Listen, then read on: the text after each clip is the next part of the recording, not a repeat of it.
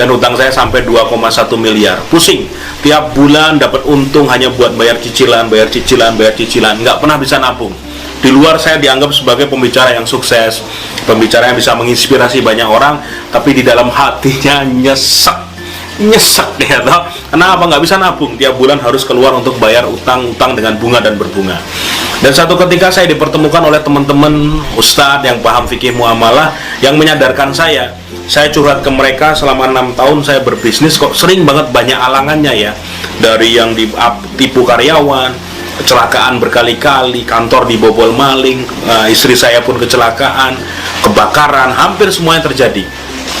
Dan saya diingatkan oleh seorang kawan yang ngomong seperti ini, Sab, kalau kamu tahu dengan gaya hidup bahwa kamu berbisnis dengan mengandalkan utang bank riba itu, resikonya adalah akan dimusnahkan oleh Allah. Karena hadisnya jelas, jauhi 7 perkara yang menghancurkan. Salah satunya adalah memakan riba. Siapa itu yang memakan riba? Bukan hanya orang yang meminjamkan duit ternyata, tapi mereka yang minjemin, yang nyetor, yang nyatet, yang jadi saksi. Empat-empatnya kena. Saya jelas kena karena saya tiap bulan nyetor bunga berbunga dari pinjaman yang saya lakukan. Dari situ saya tersadar, bener ya, ternyata kalau saya ngeyel dengan aturan Allah, gampang bagi Allah untuk menyelesaikan semua masalah saya dengan cara yang nggak enak gitu loh. Kamu bandel di sini ya, kamu di laundry di sini. Kamu bandel di sini ya, kamu di laundry di sini. Saya pernah beli mobil dengan leasing dan mobil tersebut nyemplung ke jurang itu pernah. Yang mobilnya dipecah kacanya, di dalamnya ada iPad, belinya pakai kartu kredit, hilang semua. Pernah juga. Ya, jauhi 7 perkara yang menghancurkan, di antaranya memakan riba. Saya sudah ngerasain, ya, saya sudah ngerasain. Sejak itulah saya tersadarkan dan memutuskan untuk hijrah. Karena teman-teman saya yang lain di berbagai kota di Indonesia itu mereka hijrah, yang punya cabang banyak, punya kantor megah, dijualin semua, dan mereka memutuskan untuk hidup tanpa utang dan riba. Ada ustadz yang menelpon saya sampai 1 jam. Salah satunya Ustadz Samsul Arifin, Ustadz Fatih Karim, mereka tinggal di Bogor, saya tinggal di Jogja. Jadi telepon sampai 1 jam dan dibilangin, Mas, baca Al-Baqarah Al-Quran ayat 278 279, tinggalkan sisa riba atau engkau diperangi oleh Allah dan Rasulnya. Nggak bisa ngeles lagi. Masya Allah, tidak ada dalam Al-Quran yang Allah menyatakan perang kecuali kepada para pelaku riba. Langsung tak, gelisah. Sejak itulah saya memutuskan rebukan dengan istri bahwa saya akan menjual beberapa aset yang saya miliki untuk melunasi utang. Saya putuskan nih, mana yang akan saya jual, mana yang saya pertahankan. Dan ini akan menjadi ilmu yang ternyata banyak diikuti oleh banyak orang luar di sana, mereka yang hijrah kembali ke titik nol, seperti judul buku saya itu, dengan melakukan proses-proses yang akan saya jelaskan setelah ini. Yang pertama, langkah-langkah untuk bebas dari jeratan utang dan riba. Langkah paling dasar adalah bertobat. Bertobat, minta ampun sama Allah. Ya, teman-teman yang muslim, sholat tobat sebanyak-banyaknya. Setiap menjelang sholat, sesudah sholat, sholat tobat, minta ampun pada Allah karena sudah pernah melakukan transaksi riba. Itu yang pertama. Yang kedua adalah berazam. Berazam itu bercita-cita sampai mentok. Di hati kita sudah tahu bahwa yang namanya riba itu adalah haram. Yang namanya riba itu dilaknat oleh Allah, diperangi oleh Allah. Dan itu jijik. Seperti ketika Allah mengharamkan babi, mengharamkan judi, mengharamkan khamr, berarti kita pun ketika melihat transaksi riba juga harus jijik. Oh, ini kayak babi ya, ini seperti khamr ya, harus sudah merasa jijik. Dari situlah akhirnya dulu saya zaman ketika dapat surat tagihan, yang saya ambil itu spidol besar dan saya tulisi, mohon maaf, itu nama binatang-binatang berkaki 4. Artinya apa? Saya seperti melaknat tagihan itu loh. Wah ya Allah, benar-benar. Tapi yang ini ya, bukan kambing, enggak, yang lebih kejam dari itu. Untuk membuat apa? Rasa benci itu muncul dan bersumpah, ya Allah, bantu saya untuk bisa menyelesaikan ini. Yang ketiga adalah perbaikan ibadah total. Kita harus menyiapkan mental kita untuk menjadi orang yang bebas utang. Sudah tobat, sudah berazam, perbaiki ibadah total. Saya ingat dulu tuh saya jarang banget kalau sholat di masjid itu hanya ketika Jumatan toh. Dulu saya sholat ke masjid itu hanya Jumatan toh. Ketika sudah sadar seperti ini, harus mulai paham nih, sholat diutamakan, bisa tepat waktu di masjid. Kalau memang saya tidak berhalangan, tidak di masjid, di jalan, ya dilakukan secepatnya di awal waktu. Ketika dalam kondisi sakit, saya sholat di rumah, ngajak berjamaah ibu saya atau istri saya, tapi diupayakan selalu bisa sholat di masjid berjamaah.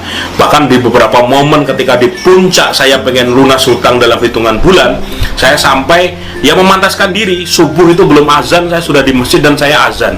Dan sampai nangis azan itu ketika ingat, ya Allah, saya tuh pengen banget hidup bebas tanpa utang sambil azan subuh tersebut. Memantaskan diri, perbaiki ibadah total agar Allah tuh ngelirik kepada kita gitu loh. Oh, ini hambaku yang memang niat beneran. Terus yang keempat apa? Sudah mulai untuk berani melakukan tindakan melepas aset. Misalnya ada suatu barang yang memang kita di sini ini utangnya banyak nih, ngapain dipertahanin, mending jual saja. Ada 3 pilihan sebenarnya. Yang pertama amputasi. Amputasi itu langsung jual, nggak peduli untung rugi, pokoknya terjual dan bisa melunasi utang. Yang kedua rawat inap. Rawat inap itu tidak harus dijual, tapi kita berusaha keras agar ini segera lunas. Misalnya nih, saya punya rumah KPR dulu 15 tahun, saya targetin ya Allah dalam waktu 3,5 tahun lunas, dan ternyata Allah menguatkan saya, rumah KPR saya itu selesai dalam 3,5 tahun, tidak jadi saya jual. Yang terakhir ini adalah rawat jalan. Jadi kita selesaikan sesuai dengan jadwal yang sudah dijadwalkan. Misalnya kamu punya tagihan motor nih, sudah selesai, berjalan 2 tahun, tinggal 1 tahun lagi. Motor tersebut tidak harus dijual, kamu boleh menyelesaikan dan itu menjadi hak kamu. Tapi jangan pernah lagi membuka akad riba. Baik tadi yang amputasi, rawat inap maupun rawat jalan, ini sudah satu komitmen tidak akan mengulangi membuka akad riba lagi. Ya, jadi harus komitmen, ini tidak boleh lagi ada akad-akad terbaru. Selesaikan yang sudah terjadi dengan terhormat dan jangan pernah mau ditawari utang apapun. Yang kelima adalah mulai menaikkan pendapatan. Misalnya kamu seorang karyawan, punya jam kerja 8 jam, punya utang sekian puluh juta harus diselesaikan, yang kalau dalam hitungan manusia kamu akan selesai ini butuh waktu 8 tahun dari gajimu toh. Nah, kamu harus berpikir gimana caranya punya pendapatan di luar gaji yang bisa untuk bisa menyelesaikan utang ini secepat-cepatnya. Artinya apa ya? Kamu harus bekerja di luar jam kerja. Memang capek, memang berdarah-darah. Tapi kalau niatnya adalah untuk segera melunasi utang, bakal ada energi luar biasa yang kamu miliki untuk menyelesaikan itu semua. Mau jadi driver ojek online juga nggak masalah ya. Belajar jualan online produk orang lain, makelaran pun nggak masalah. Jualin tanah orang, rumah orang, makelar dapat komisi, nggak masalah. Artinya kalian bekerja lebih keras di luar dari masamu bekerja normal supaya memiliki pendapatan untuk menyelesaikan utang-utang tersebut.